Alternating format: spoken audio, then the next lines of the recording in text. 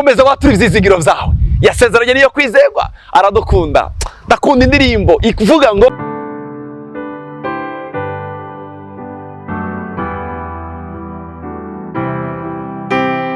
Shalom. Amahoro ya Kristo Yesu aganze imitima yanyu. Turabashimiye cyane ngene muramukurikirana ibiganiro byacu bya Holy Canal TV. Mwami Yesu abahezagire kandi abaha umugisha mwinshi gose. Reka dusenge. Data mu izina rya Kristo Yesu uganiriza imitima yacu. Twiteze kumva. Dawudi yaravuze ngo nditeze. Umutima wanje uramwiteze. Kandi ijambo ryawe Mana niryo nizigiye. Ijambo ritabesha. Uri nyuma yaryo kugira ngo urishitse. Haleluya. Umuntu wese agiye kumva rino jambo rikore ku mitima yacu. Urakoze Mana, icubero garukire mu izina rya Yesu Kristo mwami wacu. Amen. Tugiye gusangira ijambo rivuga hejuru gushishikara. Kudacika intege ngo byange, gushishikara kugeza igihe. Haleluya. Uzobona ishimwe. Gushishikara. Turasoma muri gitabo ca Luka igice ca 18.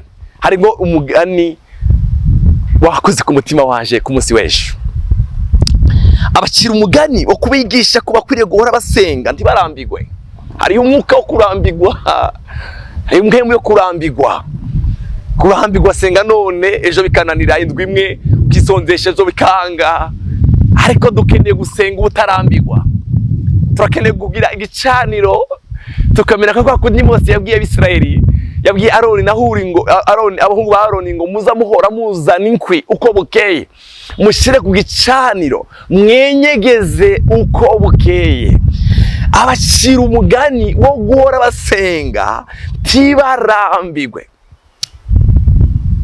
Mwami Yesu akuneshereza ikidayimoni cyo kurambigwa, kigutera kurambigwa, kigutera kurambigwa. Mwami Yesu akikuneshereza igituma usenga indwi imwe ibindi bikanga. Imana ikuneshereza cyo kidayimoni cyo kurambigwa. Haleluya. Arababwira ati mu gisagara hariho habaye umucamanza adatinya Imana, ntagire udusoni ku bantu. Muri ico gisagara hari umupfakazi aza kuri we kenshi, aramubarira ati ncira urubanza runkiza umwansi wanje. Amara iminsi atemera, ariko hanyuma aribwira. Bakunda hano habi. Hanyuma aribwira ati naho ndatinya Imana kandi singira udusoni tw'abantu. Naho iyi ni Yesu watanze uyu mugani. Avuga uyu mucamanza agabitanya, ntiyagira isoni z'abantu. Ntiyubaha Imana, ntiyagira. Aravuga ngo njyewe nta dusoni ntaki. Haleluya. Amara iminsi atemera, ariko hanyuma aribwira ati naho ndatinya Imana kandi singira udusoni tw'abantu. Ariko kuri uyu mupfakazi angoye ndamucira urubanza rumukiza, ngo ntiyame aza iminsi yose akanzigiririza. Uyu mupfakazi yaragenda akamwikawusha, akagenda akamwihorera, akamwikawusha akagenda. Ejo akasubirayo ngo aribwira mu mutima ngo naho ndatinya Imana sintinye naba. Ariko kubera uyu mupfakazi agumyaza yanzigiririje nzobigenza gute? Umva umurongo ukurikira. Kandi umwami Yesu aravuga ati nimwumve ivy'uwo mucamanza agabitanya yavuze. Yes, umwami Yesu aravuga ngo nimwumve ivy'uwo mucamanza agabitanya yavuze. None mbega Imana ntizocira abo yatoranirije urubanza rubakiza? Imana ni muri ya mucamanza yarabikoze, ni gute Yesu wacu nawe nidushishikara mu gitondo na nimugoroba, nidushishikara mu gitondo. Mbega Yesu wacu. Bene data, Imana ishimwe ko yaduhaye Yesu. Haleluya. Imana ishimwe ko yaduhaye Yesu. Imana ishimwe ko yaduhaye Yesu. Nanezerewe cyane n'uyu murongo. None mbega Imana ntizocira we yatoranije urubanza rubakiza. Amen. Ntizocira urubanza rubakiza, bayiborongera ku murango no mwijoro naho ibatevza. Sometimes iradutevza, hari igihe dutevza, kareba kwihangana kwacu, kareba gushishikara kwacu. Hari igihe idutebza, iradutebza, izitebza. Ari igihe udutebza naho ibatebza. Umurongo ukurikira, ndababwira yuko azorubakira. Ariko Yesu yavuze ijambo ryiza, ndababwira azorubakira, azotwishura, azotunezeza. Oh haleluya.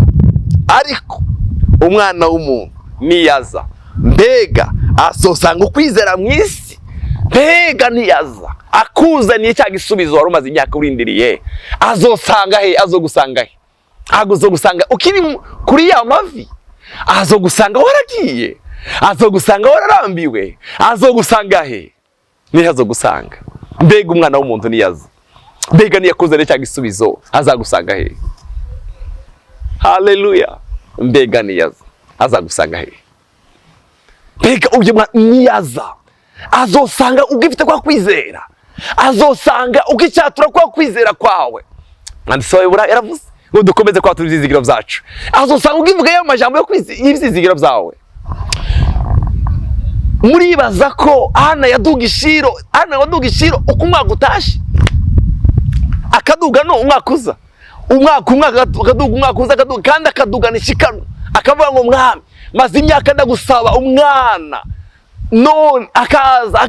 Ariko umunsi umwe, haleluya, ahurira n'inyishu yiwe. Mbega umwana w'umuntu niyaza azosanga ukwizera, azosanga ukizera. Mbega niyakuzanira cya gisubizo, azogusanga muri cya position mu byukuri wari ufise uri kurashishikara.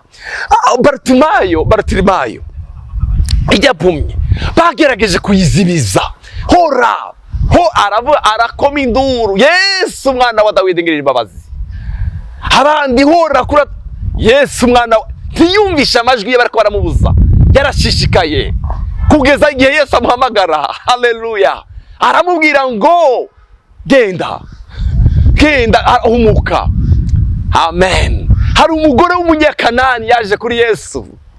Gushishikara bavandimwe, gushishikara kuzogushikana ku ndirimbo sha, gushishikara kuzokuremera ishimwe. Oh haleluya. Gushishikara kudacika intege n'ibyo kuracamo, ugashishikara.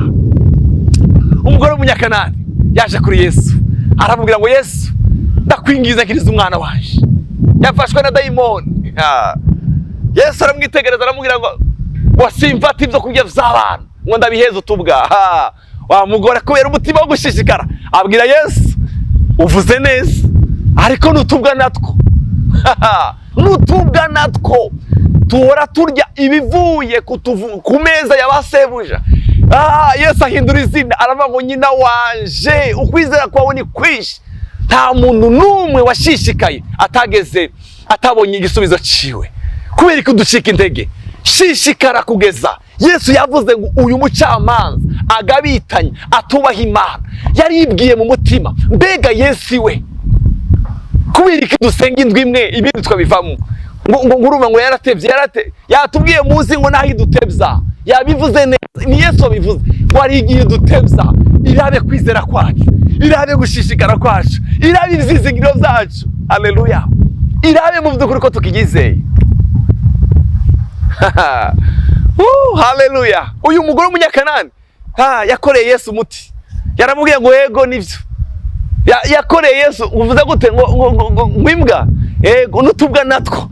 Akivuga iyo jambo, Yesu aramuhindukirana aramubwira ngo nyina wanje, ukwizera kwawe ni kwinshi, ukwizera kwawe ni kwinshi guhagarika, genda umwana wawe ni muzima. Uwo mugore apfana umutima wizeraho.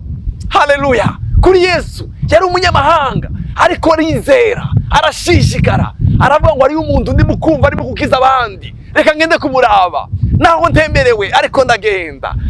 Kugeza igihe umwana we yakize. Twebwe turi mu kuva mu masengesho tararonka, twebwe turi mu kuva ku Mana haleluya, nta kintu na kimwe cyo gukora ku Mana. Shishikara kwegera umwami wawe.